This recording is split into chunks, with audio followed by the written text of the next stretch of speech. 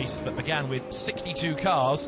Already we've had a handful of retirements, but the first few laps, very dramatic indeed. With 62 cars on the grid, it was always going to be busy, that was for sure. BMW qualified on pole position, but Maxime Martin, who did the qualifying time, who started the race, was out-dragged on the way down towards Eau Rouge for the first time as Marc Goossens took over the lead.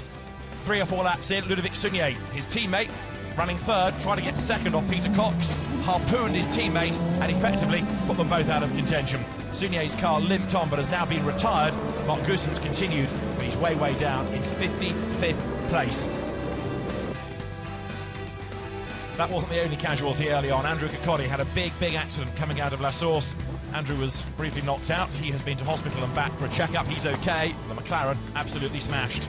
There was more fun and games amongst BMW drivers, though, as some of the Z4s got themselves together and eventually tangled themselves up coming through the bus stop.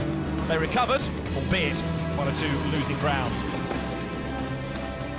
On track, though, there was some great racing. Mike Hesmond in the Mercedes, for example, trying to go one side of the traffic, as around the other side came Peter Cox in the Lamborghini. And Cox managed to get himself into the lead of the race to hand the car over to Mark Hayek. Andrea Bertolini had to start from the pit lane, but worked his way into contention. Worked his way through the traffic, which very helpfully got well out of the way at the bus stop. On track, Stefan Ortelli was looking to gain ground. He made this move against the Mercedes of Thomas Jaeger going into Les Combes. Contact was made, the Mercedes spun. Ortelli got a drive-through for that, fell down the order, and the car has since suffered more damage in the hands of Bert Langevin, but not as much damage as Nicolas Meyer-Melnhof suffered. He somehow crashed coming into the pit lane, destroyed the car, didn't do too much good to the barrier, and he was a very early retirement. On track, Christian Menzel had taken over from Richard Westbrook and he was charging his way into contention, working his way past traffic and past the race-leading Audi. As battles raged all the way through the field, the Hexis AMR team was the next in stride for Julien Rodriguez, ran out of room coming through Les Combes, ploughed his way through the gravel. The car was retrieved, it headed for the pit lane, but lost many laps in the process. The bus stop was the scene of much drama, Alain Lee being tagged into this spin by Kenneth Heyer. The Mercedes that had already been punted into one drama, and Eric Cairol was also involved as he tried to stop and wriggle round the Audi. That car has since had an ECU change, which has dropped it further down the field. David Hart had a couple of spins in his BMW Z4, the first of which was coming out of the pit path. Thankfully, everybody negotiated him, and he was able to continue in the race. The next one that came a cropper was Andrea Piccini. Running second, he tried to go around the outside of a back marker and was just tagged into a spin by the Porsche, Fabio Spiergi. Spiergi limped into the pit lane with damage. Piccini lost time. He was trying to stay with the race leader, Christopher Haase, to go around the outside of the Porsche, but the line wasn't on. Indeed, it looked as though the Porsche was heading for the pit lane and the Audi was unsighted. The next big casualty, though, Peter Cox and Mark Hayek's Lamborghini. As it had had problems at Navarra, another big engine blow-up here in Belgium. Mark Hayek was at the wheel, the car retired, heading down towards Eau Rouge with a spectacular engine failure that deprived former winner Jos Menton a chance to get behind the wheel of the car. Hans Reiter, the man that runs the team, was clearly a very disappointed man. Mechanics weren't disappointed, they were angry. Christian Menzel in the Porsche shared with Richard Westbrook was working his way into contention, but gradually the car was just starting to lose pace against the Audis, and then came into the pits for a long stop with alternator problems. And the more they worked on the car, the more dramas they found. Not just the alternator, but electrical gremlins as well. That car, another that's plunged down the field. So that meant that heading up towards the end of the first 3 hours, 99 led the Audi in the hands of Christopher Haase. So welcome back to Spa-Francorchamps. The Total 24 Hours continues with an Audi in the lead, but it's now 33, which has got Greg Franchi, the Belgian driver, at the wheel. David Addison in the commentary box, Haley Coxon in the pit lane here. There's much to catch up on. Haley's going to be busy over the next 3 hours, I think, because there are so many stories to come out. Let's briefly update you on what else has been happening in the last couple of 3 hours. We've lost one of the Ferraris with gearbox failure for AF Corsa, one of the Pro-Am cars of Yannick Malagon, Jean-Marc Bachelier and Howard Blank. That car, I'm afraid, has gone. And there, already, another in trouble is the Nissan 63 that was leading the GT4 class a little earlier. Then it had a rear damper problem, and I just fear that it may have happened again. It's Alex Buncombe at the wheel of that car. Now 63 in GT4, the Nissan 370Z, making its way back towards the pit lane. It was a broken right rear damper earlier on. Now the car's gone low on the left-hand side, so that's another one with a problem. Also, Bert Langin has been in the pits with quite a bit of front damage on the number 32 Audi. You saw that in the wars with Stefano Telli at the wheel earlier on. We've also, I'm afraid, lost the 58 McLaren. Tim Mullen was at the wheel of it, and it caught fire out on the circuit.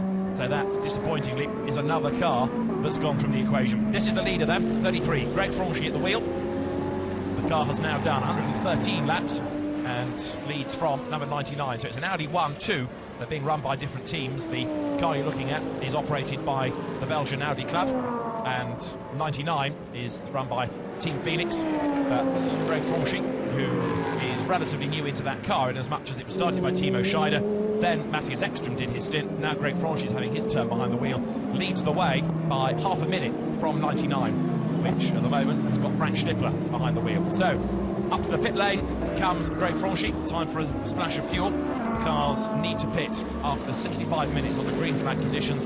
They can go to 70 if there is a safety car period, and that was why we saw Lamborghini in the hands of Peter Koch running a bit longer earlier on in the race. The reason for this regulation about the maximum time between fuel stops is to try and equate the cars that were designed for this series and have longer range fuel tanks than those that come out of the GT3 European Championship, and therefore have slightly smaller tanks and can't go as far by definition on a tank of fuel. So 33 pits, Greg Franchi, I would imagine, will stay behind the wheel of the car.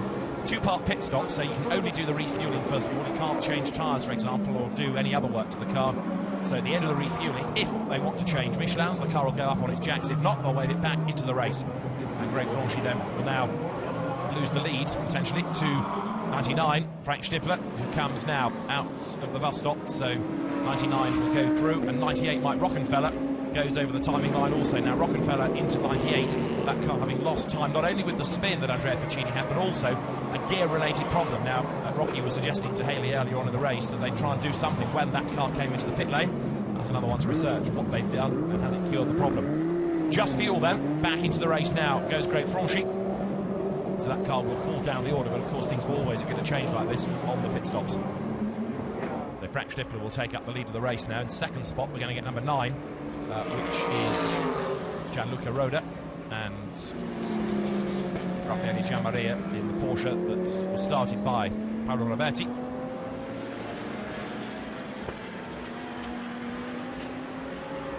And then in fourth place, number 15. Now this was the Mike Hesmans, Anthony Kumpen shared Mercedes early in the race. Now it's got Koen Wouters behind the wheel, the TV presenter, actor, musician, but very quick national racing driver. Knows his way around Spa after many years of competing here in things like Belcar. So that number 15 Mercedes will be another one to keep an eye to, because I think with that combination of drivers it's going to be there or thereabouts come the end. Right, Greg Franchi then rejoins the race, accelerates out of the pit lane, back on track, and as he does so, that car, when it goes through the next sector, will have a clear idea of where it's going to fall into place, but I would suggest it's going to be fourth at worst after that most recent pit stop. And Franchi, the Belgian driver who came via single-seater racing into sports cars, is another with lots of track knowledge, lots of circuit experience, and he's putting that to good use now.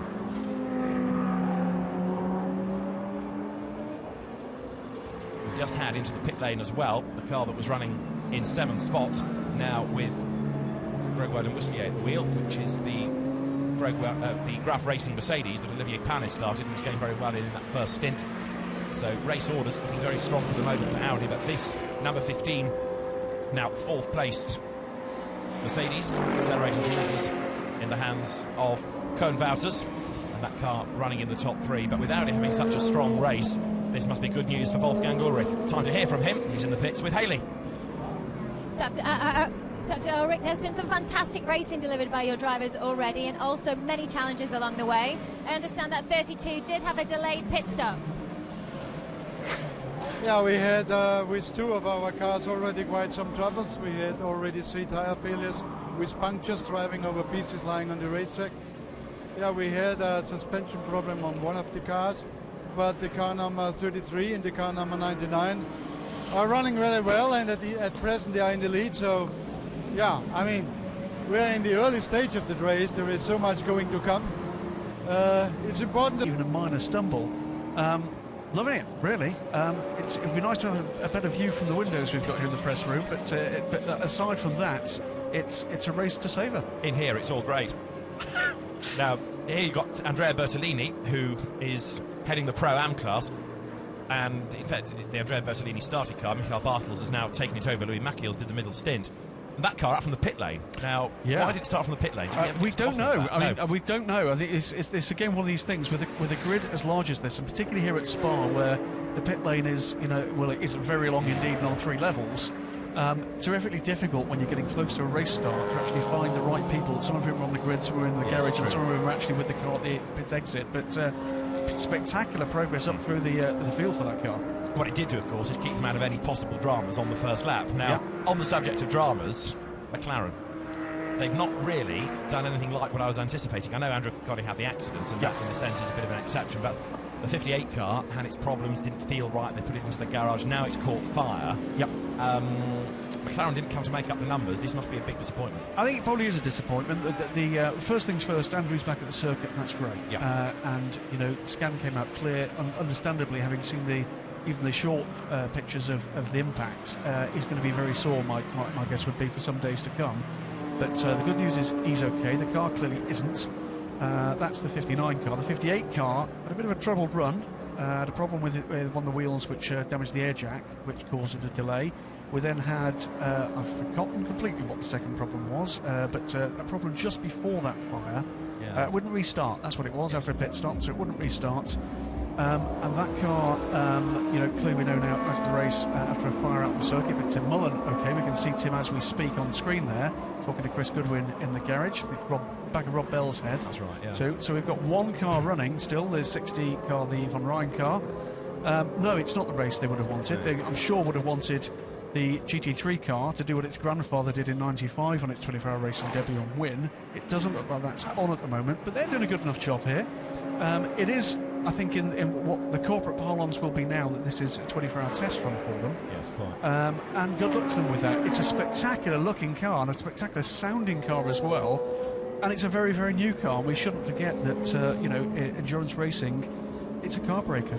Absolutely, no one should expect to turn up in racing conditions, whether it's a GT1, GT2, GT3 car or one of the Le Mans prototypes, and come and win out the box. And I think it's in some ways good news that it's as competitive elsewhere. I mean, this car that you're looking at is in 29th place, and it's going to go well, I would have thought, as long as reliability permits. Now let's find out a bit more about Tim Mullen, because he is in the pit lane, and let's hear from Tim. He is with Haley. Tim, it's not really been your race. Can you give us an update on the car? Yeah, we had a fire there in the end, which why I had to pull over and pull out of the race. So not quite sure what happened there, but up until that point, the car was going really well. We were doing really good lap times, and we're just starting to work our way back up the field from a few problems early in the race. So it's just a wee bit disappointing. It was really starting to come on song and start to move up, and it was looking okay for a while. Yeah, big disappointment for Tim Mullen, who remains a much underrated driver, ex-single-seater star when he came via Formula Vauxhall Junior, won the championship for John Village's eponymous team many years ago now, but has really established himself as a good GT, a dependable GT driver, very quick, but he's also good at developing gentleman racers with him, like Chris Niakos, who's made into a quick driver. I'm very pleased you mentioned that, because that's becoming some of the career track for very many, young and increasingly experienced drivers as well. There's a skill in actually driving one of these cars fast and consistently. There's a skill too in being able to coach, gentleman drivers to drive the things quickly and reliably too. And Tim's certainly one of those.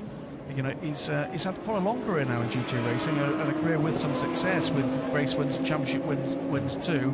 And he's not losing his enthusiasm for it, and it's great to see he's part of this McLaren setup at the moment. Yeah, indeed so. I mean, his link with Andrew Cocconi, of course, and also Chris Niakos is involved in that team, goes back many years into the days of Ferraris in British GT. So now, as the light fades, and therefore we're getting towards racing in the dark, that special magic of a 24-hour race starts to come out, doesn't it? It does. One quick update, by the way, just heard from Piers Maserati back in the UK that the number 1 car just missed the pit exit time. Piers waiting for the imminent birth of another mini Maserati, And the reason Piers is close to this is the Scuderia Vittoria crew are actually looking after the 29 car, of course. So most un-Vita for one-like, that has to be said. Yes, you do a double take on that livery. Yeah. It's the right sort of style, but it's the wrong colours with the red and black, not the turquoise and black. Now, 99, dare one suggest, is going like clockwork here. It's getting very, very good so far. Where's the wood in here? Where's Indeed. the wood? Frank Schnipper at the wheel, but for the moment, this car going very well, isn't it? And it's now got an advantage that was over half a minute. Greg Franchi chasing on, but you've got Audi's first and second, and Audi here with a big presence. You look around the paddock, they've got their merchandise area, they've got their big hospitality, they're keeping everybody they can out of their pit bunker. They're here taking this very seriously. They are. Dr. Ulrich is here and in overall charge of of the works effort too, and very works it looks. Frank Schnippler not so very long ago setting the fastest lap time of the race so far, under 2:22 for the first time. 2:22.957 on that 112. Impressive stuff. We've seen these cars go impressively quickly before. They've had the odd issue, usually gearbox related, and we did hear, I think, with the 98 car, that we believe that car may have lost second gear. Indeed, yes. Ulrich confirmed that just before you joined us. Excellent. Didn't actually say it by number. Not excellent, but glad he's confirmed it. Yes, he said one of the cars is missing second gear. Right, well, okay. Yes, narrows it down, doesn't it, to the ones with gearbox problems. Well, I'm good that actually Dr. Ulrich's, being as open as we're used to hearing him on these kind of issues. But it is impressive so far from them. But I think there are others that are adopting a bit of a waiting game. And we'll see whether or not they can actually stick with it. Now 76, one of the BMW Z4s looking strong here. This was the car that Claudia Hürtgen started. These, I think, add something very special to GT3 racing. They look good, they sound good, and they're all driven very, very hard indeed, aren't they? 76, as I say, Claudia Hürtgen did a very good opening stint in the car. Edward Sandstrom took it over, and now the car is up into 6th spot. Well, you look at that car 2 or 3 hours ago. That was loitering somewhere down towards the in the mid 30s, and it's just come up and up and up. And I love the look of this car. It's a pretty little road car, is the Z4M. In GT3 trim, it's, well, what could you call it? It's aggressive. Wide wheel arches on that car. Very aggressive looking aero package. A new aero package for the car this year. We're going to see this car in the World GT Series next year with Mark VDS. But that black and white livery, very simple, very effective. Andy Blackmore, the designer of that livery for Team Need for Speed. And I think it's a fan favourite too. Looks great, sounds great. What's not to like with a GT car looking like that? There's nothing wrong with the drivers in that either. Claudia Hürtgen's pedigree is very good. Edward Sandstrom, very, very good, but perhaps underrated. And Dirk Werner, the third driver, very, very fast. Absolutely right. And Dirk, answers to nobody, a factory driver, of course. Team Need for Speed need to deliver on the promise, actually, that team, promises, if you like, from the machinery they've got underneath them and the drivers they've put in place. Not had the best of luck in the major endurance races of late, and it would be great to see that car in contention when we get to daybreak. Absolutely. Now, you just touched on GT1 and the future. Stefan Rattal had his press conference earlier on in the day. Big positive announcements for the future of the GT1 World Championship, which is all very good news. Yeah, it's great. It will be newly redubbed GT World Championship, of course, rather than GT1. It'll be a mixture of some of the existing GT1 cars, some GTE, GT2 as were cars, and some GT3 cars, upgraded, balanced, so that actually what you'll have is one overall balanced GT class. I think it's a great concept. Sprint racing with these cars, it looks good. It makes for great TV, and I think there's space for it in the marketplace. I think we could do with moving away from endurance racing is all these things do, and moving away from the various armed camps that seem to gather around bits of motorsport, and actually get behind the fact that people want to do something different. GT1 has got a place. I think the racing has been great. There are questions to be asked in terms of the way that will hang together, and Stefan did a very good job of answering them. Yeah, I mean, if anybody's going to deliver, it's him, because he doesn't get it wrong, really, does he? Now, as far as the race is going here, interesting, isn't it, how after all that silliness of the first hour or so, now it's gone relatively calm. It's all, which means something's about to happen. Something big. Yeah, it is. I mean, I guess one of the things we're wondering is whether or not we're going to see the rather misty, foggy conditions we've had the last couple of evenings here. No. What, in Spa, in the Ardennes? No, it's going to get better and better. It's going to be glorious sunshine tomorrow, I'm assured of this. But you know, you really do never know what's going to happen next in any of these endurance races. Don't take your eye off the screens at any point, because something will surely happen, whether it's weather related, whether or not it's actually somebody making a mistake, whether something happens in a pit stop. You know, we've had everything already from cars rolling, close contention out on the circuit, fire in the pit lane, briefly for Mark VDS team, problems with some of the cars that are well fancied, other cars going well that perhaps we didn't expect to go quite as well. We were looking at one just there on track for a moment, David, the Mustang, which I think is getting towards the top 20 now for Mark VDS. Indeed, and another car that we need to keep an eye to, because I'm afraid, as we've been talking, it has fallen down the order, is the Autolando Sport Porsche, that's now fallen back after a pit stop into 20th place. We just caught a shot of it looking a bit slow a little while ago. Well, it has pitted, and I'm afraid to say that now that car has fallen back into 20th spot. All is clearly not well, and so that, as a winning car this season, is down the order and back in the race, but they've got a lot of work to do. In fact, back in the race it may be, but it's still dropping down the times. It is. So it was 20th, it's now going to be back to I'm just 21st. I'm wondering whether that car is actually back on track. It is, because they've done a driver change. Paolo Roberti has now taken over. Right, we'll keep an eye on the sector times for that car, but that car has been very reliable indeed, and has been, I think, running in the top 5 or 6 cars throughout, even with pit stops under safety cars. So that car. Yeah, I mean, that engine that let go, very, very dramatic indeed, as you say. Now, on track, a battle is developing here, look, for 10th place, because 41, which is now Jonathan Hershey, is latching himself onto the tail of 55, which has got Philippe Hersbruck at the wheel of the car. And so this is for the last place in the top 10.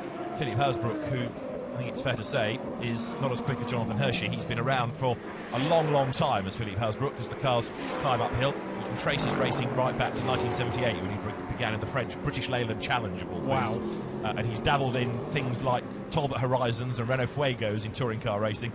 He then saw sense and went to proper touring cars like BMW 635s and Ford Sierra Cosworths. But Philippe Hersbruck, who last year, still competitive, won the Monoplace Championship, the sort of French Monoposto single-seater equivalent, is about to lose his 10th place if he's not careful. The Ford GT, Jonathan Hershey at the wheel, hunting him down. He can see the way the gap's coming down. Jonathan Hershey, who gets stronger and stronger each season in a GT car. Yep, absolutely. Another of these guys, and we've seen a number of them coming up through the ranks in GT racing in the modern era. Fred Makoviecki is another one of those that's actually just, your eyes widen every time you see the kind of speed these guys can actually pull out of these cars. Jonathan, a bit of a varied season this year. He's here in the Ford GT. We've seen him in the factory Lotus team in GTE, where oddly enough he was racing against Mr. Hersbruck at Le Mans this year, because Philippe was out there in the Norma.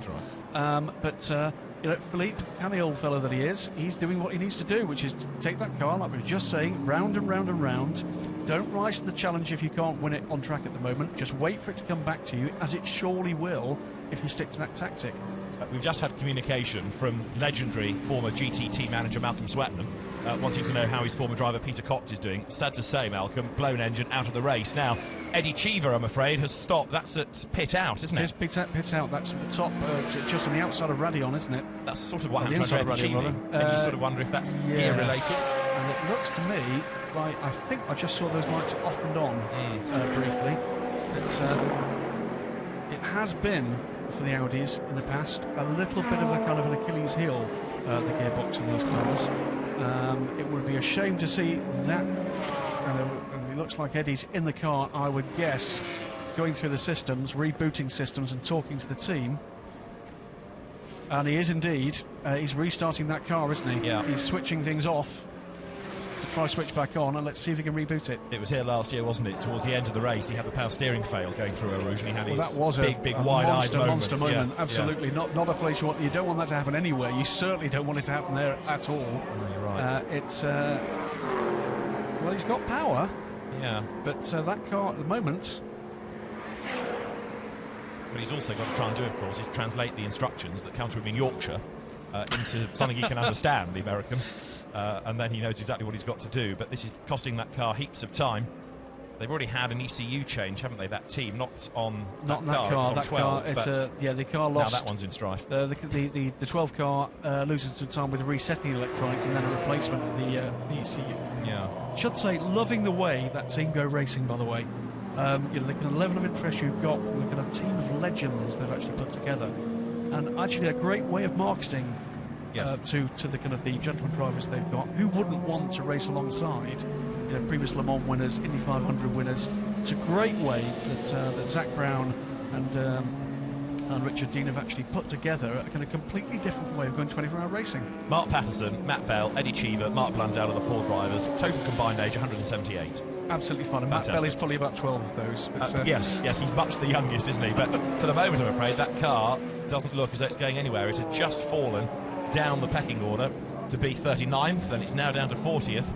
And it's still, as far as we know, hasn't got going again. Well, fingers crossed for the boys, because you know they bring the cars to the track looking absolutely fantastic every single time. Let's hope they can actually get the car moving, because if they do, they will surely get the car round and back out again. Indeed, huge amount of effort goes into this. One of the drivers for United Autosports of that car, in fact, Mark Blundell, and he's in the pit lane with Hayley Coxon. Mark, can you provide an update on the Audi?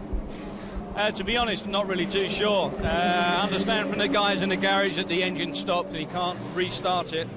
So, just trying to see if there's a procedure we can go through. Eddie's trying to do everything in the cockpit, but not good. We've had a very troublesome race, and I think we're already 10 laps behind the leaders. Thank you. So big frustration for Mark Blundell, and there is the car, still sitting by the side of the circuit, still going nowhere. And so as the team try then to do something about it, you can see that 32 has pitted, which is the car now with Philippe Albuquerque at the wheel, winner of last year's Race to Champions. And after its drive-throughs and its delays with the suspension, that's another car that's gone tumbling down the pecking order now. Big disappointment for the Belgian Audi Club team, particularly, of course, in its home race. So 33 is still going nicely. That runs in second spot. But the sister car now rejoining, down in 35th place. And it's done 114 laps, which means it's 12 behind the leaders. Now there, 888, the Westbrook, Menzel and Regal car, the man that's brought it into the pit lane, is the man behind Haribo, in fact. And the Porsche that has led the race early on, where Richard Westbrook and Christian Menzel were doing good jobs in it, in the hands now of Hans-Guido Riegel. Mike Sturzberg, the other driver of that car, he, like Hans-Guido Riegel, races in the long-distance German VLN series. Well, the good news is the car is still going after its earlier alternator problems. The bad news is, of course, that it's now a long way down, and that's Eddie Cheever, I think I'm right in saying, out of the car, just with a glimpse of walking away. So it rather looks as though we have lost the United Autosports Audi. Big disappointment. Regal just rejoining in 29th place, I should say. But yes, that is, by the look of it, a retired Audi. It can happen to one, it can happen to others, can't it? So more drama. Just a few minutes ago, I was saying to Graham, with the daily sports car, but it's all gone quiet, meaning something's about to happen. Well, there's one significant thing, because that's a competitive car from a proper team that, having effectively served its pit stop, expect this to be the easy bit, this drive out back into the race. But even coming out of the pits, they can still have a problem. And so the car now stationary, and Eddie Cheever's race looks as though it is run. Big disappointment then for United Autosports. They came with 3, they're down to 2, but already one of those has had a big delay. And unless they can do something, but the driver having walked away, I rather doubt they can do anything to get it back in the race, that will mean that Mark Patterson, Matt Bell, Mark Blundell and Eddie Cheever are going to be out of the race very early on. So car 11 confirmed stopped at the end of the pit lane, and so that means that United Autosports are less one car.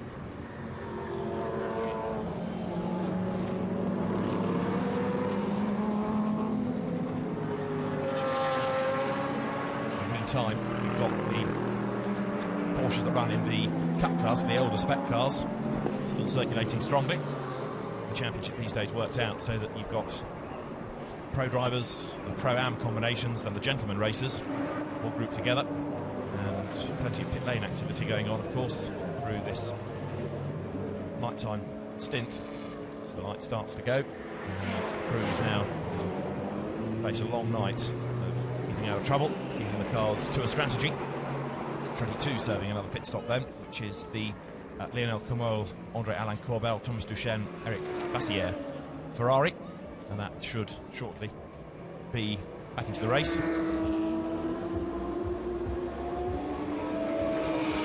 with the race leader having gone through, the situation is that Frank Stippler leads the way and has now done 127 laps in the number 99 Audi, run by the Phoenix team. One of the factor thrown in, another variable thrown into this, how the gentleman racers are going to cope in the dark. For example, one or two of the United Autosports team have never raced at night before.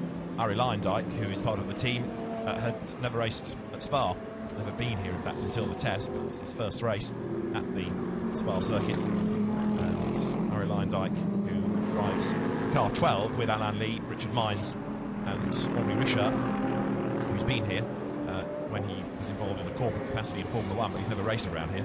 So more drivers then taking a step into the unknown. So Frank Stippler leading the way in car 99, turns out of Brussels, ready to drop downhill, and with a minute's advantage, going very strongly at the moment. Frank, who after success in national German racing, moved up to the DTM. He raced in America for a time in the Rolex Sports Series, even in the Swedish Touring Car Championship, but made his name in Porsches, was the man that won both the International Super Cup and the German Carrera Cup, both very competitive championships back in 2003.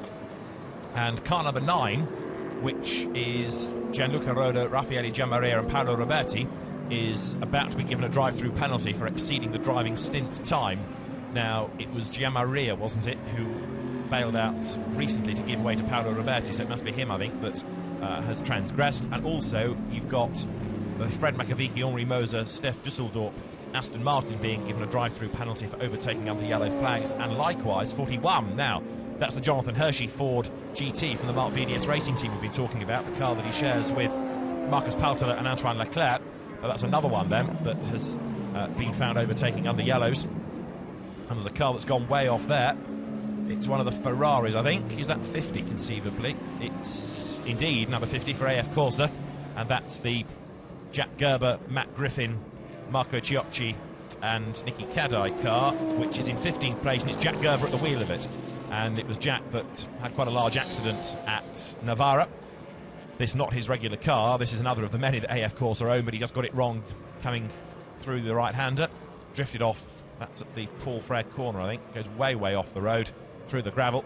And that was a car that led, in fact, at the end of the first hour, where Matt Griffin was behind the wheel. Then the car got a drive-through penalty, and Jean-Carl Vernet there is getting ready to take over in number 1 from Eric van der Poel. Jean-Carl Vernet, or J.K. Vernet as he's known these days, with his racing in America, former kart racer, very, very quick in the Formula Renault Campos series. He drove for Team France in A1 GP. In the Formula 3 Euro series he was quick, and then went off to the States, won his first race in the Firestone Indy Light series at St Petersburg, went on to win the title last year. And interesting inclusion in the entry here. There's a thought in the press room that maybe this is something to do with Peugeot, just trying to put him into a car, place him somewhere, give him some experience of modern sports car racing. Right, 79, the Ecurie Cost team into the pit lane, but they've had 1 or 2 early dramas, but that car looks to be going fairly strongly now.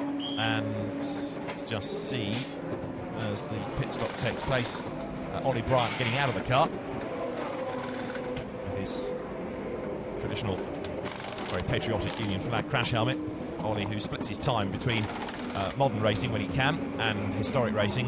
He's got an AC Cobra that he and his dad share in Gentleman Drivers Pre-66 GT races. He also races very competitively in his father's Morgan Plus 8, a car that's older than Ollie is, like the AC Cobra, but it goes very well in that. And this car that he shares with Joe Twyman, Andrew Smith and Alistair McKay, all 4 young drivers, and they've all gone out and found the sponsorship for this themselves. And even during the course of race week, they've been doing deals to try and get a bit more money into this.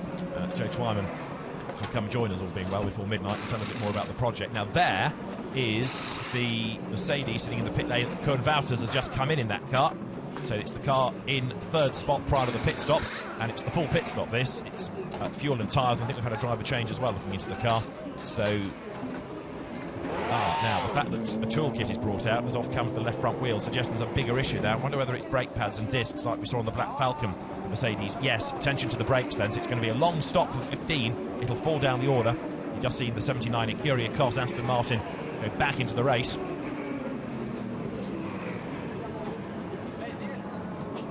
So the team working on pads. Koen Wouters having brought the car in, and as the Mercedes guys are hard at work, let's just, if we can, talk McLaren for a moment, because I'll be joined by Chris Goodwin, a rather disappointed Chris Goodwin, I fear, after the dramas that the McLarens have had. And as we look just quickly at number 1, this is Jean-Carl Vernet about to take over from Eric van der Poel. I was rather hoping, Chris, that at this point we could say, oh, the McLaren's going really well, but it's nice to see you, but I know you'd much rather be out still in the race going well. Well, of course, would do. I had a fantastic time in the car. We did a double stint with our car earlier on, and it was just brilliant. It's such a great car. Inherently, it's a fantastic car. It's going to be a wonderful GT racing car next year when the customers have taken delivery. But, you know, that's really the point. That's why we're here. We've got a short space of time to develop this car. We kicked the project off quite late, and we need to learn as much as we can as quickly as possible and do the most thorough job, because we not only want a fast racing car, a reliable one, but we also want the customers to think that they've had the best experience, and we can only really deliver that by having gone through all of the pain first for them.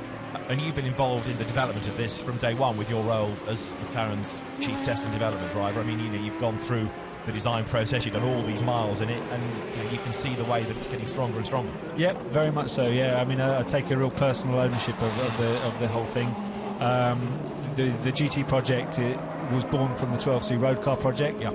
12C road cars were delivered for the first time during the last week. They're in customers' hands, so that's a milestone point with that project, so that's great. Now we're here racing the 12C GT3 car. This project really literally only started in October. Andrew Cicaldi and I were given the opportunity to put this project together by McLaren. We formed a new division of McLaren GT. It's a great joint venture with some of the best people from the Formula 1 team, McLaren Automotive. We brought in a lot of new people, some from what was CRS, and we've got a great group that is going to be focused on delivering a bunch of customer GT3 cars for next year.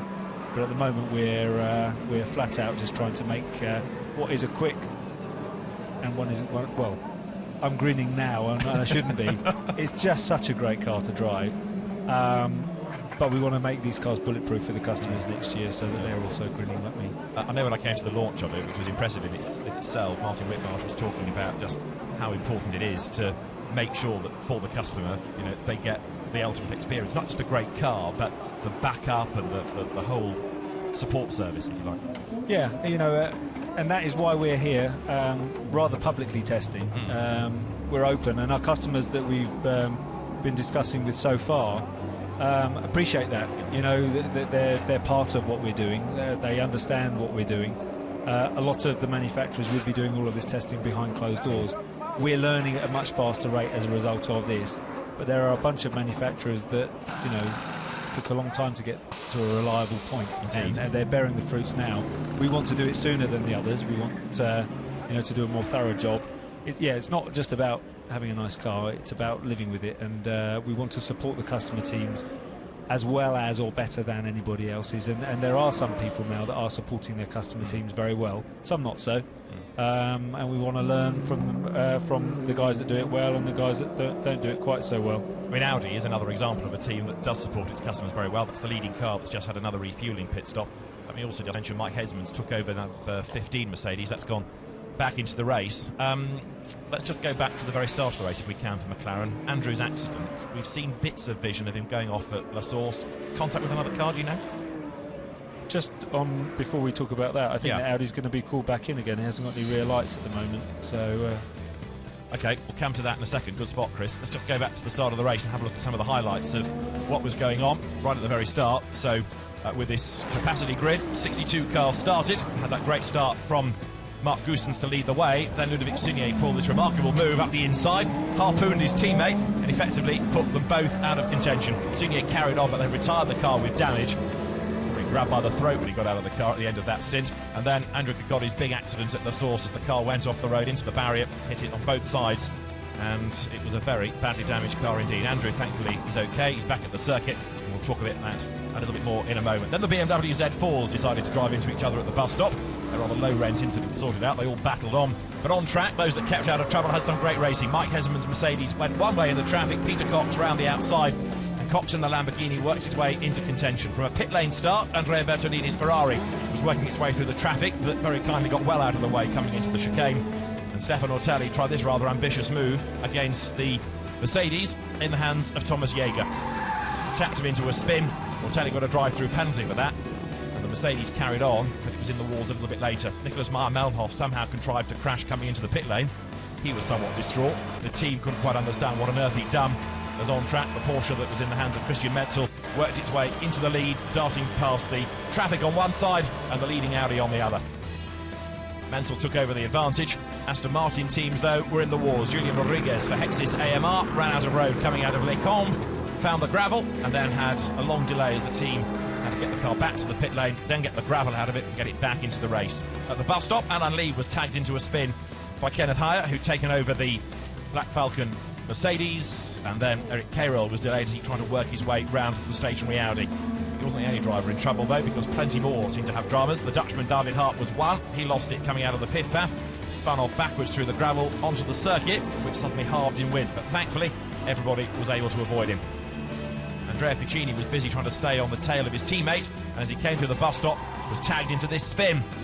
There was no damage done to the Audi. The aggressive Porsche limped into the pit lane with broken front right suspension. Piccini's plan was to stay right on the back of his teammate. The Porsche looked to be heading for pit in, suddenly came across an Audi, whacked it into a spin, and the 57 Porsche retired to the pit lane. Andrea Piccini fired the car up and rejoined once more. On circuit, we've had some tremendous racing. We've had a number of drivers yo-yoing up and down the order, and one car was this, the 888 numbered Manthey run Porsche. Richard Westbrook, Christian Metzel having done a good job early on, but then an alternator problem, and electrical gremlins slowed that car, and Peter Cox had this massive engine failure for the second round of the Blancpain Endurance Series in a row. A very smoky Lamborghini had to be parked, and so Peter Cox, who led at the end of the second hour, out of the race. Mark Hayek, the boss of Blancpain, behind the wheel. Jos Menton, a former winner, never got behind the wheel of the car at all, and Hans Reiter, the team principal, distraught as he sees both cars out of the race, one with a blown engine and one destroyed. Menzel back into the pit lane with the Porsche with the alternator problems, that car falling further and further down the order, and now with the two gentlemen racers behind the wheel, a little bit more time being lost. And for the Haribo Manthey team, disappointment all round, because it's going to be very hard to bring that now back into contention until Westbrook gets back behind the wheel. So that meant that number 99 led the way with Christopher Haase at the wheel. Since then, Frank Stippler has had a go behind the wheel of it, and now it is Mark Bassang, the man who has taken over the car. A new set of tyres have been put onto it, and Mark Bassang leads the way. But the Audi pit stops, as ever, totally impeccably orchestrated. 99 leads from this car, 33 that Matthew Ekstrom brought into contention after Timo Scheidel started it. Now Greg Franchi is at the wheel. But the leading runners now, they've got so much traffic to work through, and with the fading light, one or two drivers taking their own way out of problems, taking the pit exit route. That was Eddie Cheever. Yes, so he hadn't completed a pit stop.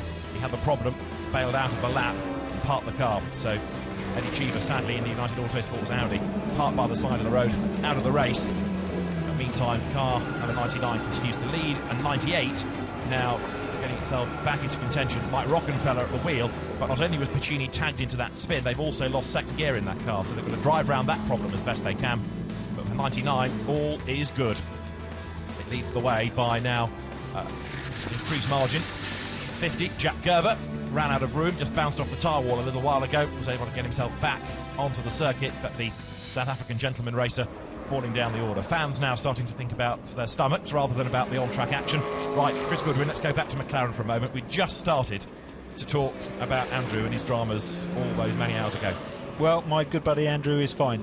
He had a big shunt there, as you saw in the highlights. It was a big impact on the left side of the racetrack there. Was he tagged by another car? Yes, I mean, he was well out of the corner, going up into third gear, unfortunately on full throttle, and got tagged turn left by a car out of his field of vision. And yeah, so you saw the outcome. It was a big shunt, but again, testament to the carbon chassis. We're the only carbon-tubbed car in the race, and it's what McLaren is good at. All of our road cars, all of our racing cars have a carbon fibre construction, and Andrew has seen the benefit of that today. So big shunt, no harm done. A bit of concussion, I think, just from banging his head on the back of the seat. I mean, the first shot we had, of course, where the car had come to rest, you think, hang on a minute, has this happened in the pit lane? As he's been coming out after his stop-go penalty. But now, of course, the story starts to piece together. You realise that, no, it wasn't Andrew's fault. I did say at the time, it's not like Andrew to make a mistake, and now you've given us the story. It was another car being a bit silly. Andrew is a very, very good GT racing driver. Yeah, I agree. He is also the guy that has really put together this programme. He's been largely responsible for the build of this car, pulling the team of guys together. And I know he's gutted not to be in the race right now, but it's a massive testament to him that we're here at all, actually. And we'll be back, and I'm sure he'll be back. You won't get him out of the driving seat. He's terrible for that, you know.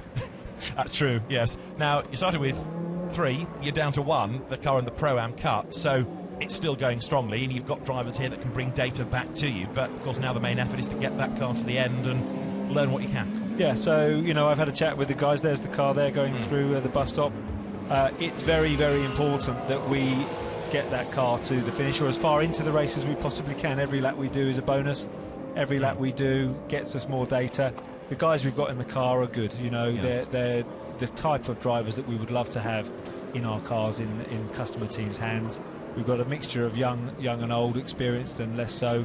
And, you know, they're all really, really enjoying the experience, enjoying the opportunity as well, but they also now know that they've got a bit of responsibility to try to stay out of trouble and get that car through as far into the race as we possibly can. Yeah, Roger Wills, somebody who's not been doing modern racing for very long, but has really taken to this. He loves it. Yeah. I mean, the guy is one of the quickest, if not the quickest, historic racer out there. He's got a great collection of cars, 1 or 2 McLarens. He's paired up, and there's a bit of a off in the darkness. That's there. A Mercedes, and that, I think I'm right in saying, is the car that is